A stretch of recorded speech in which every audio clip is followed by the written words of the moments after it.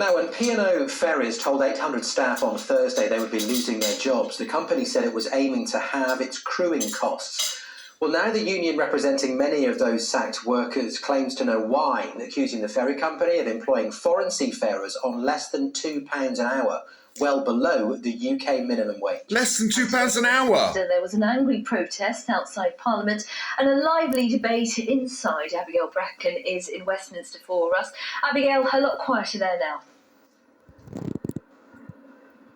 It is now, but this afternoon hundreds gathered outside Parliament to take part in a protest against the mass sacking of P&O workers last week. Former workers among them travelling up from Dover to take part, and there was a lot of anger among them about the way that they had been treated. I spoke to one couple who told me that they'd both worked for P&O and had lost their entire household income without notice at the same time.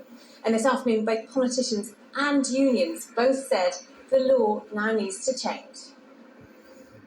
It's disgraceful, bringing in agency workers on £1.80 an hour to take away jobs of hard-working people that have worked for P&O for many years, some of them decades. It's disgraceful. Some people have had mortgages. £1.80 an hour. Yeah.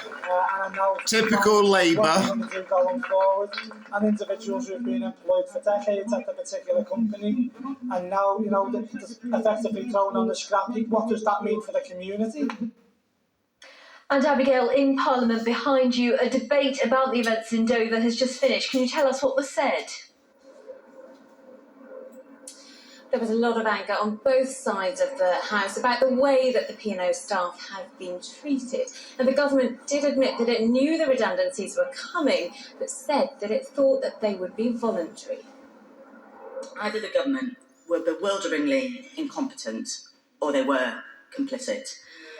Either way, there was a window of opportunity to protect the livelihoods of 800 British workers from an illegal act by a rogue employer, and they did nothing.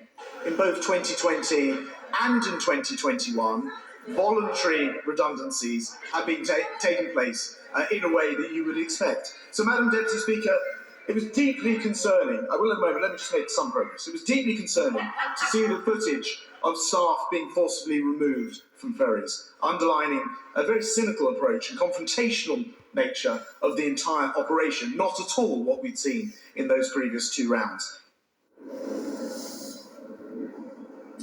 Now, the government says it's now looking into whether there was any potential criminality in the way that the workers lost their jobs.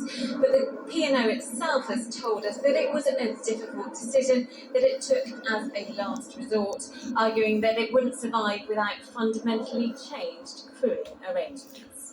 £2 an hour. Absolute bunkum. Well, amid the dreadful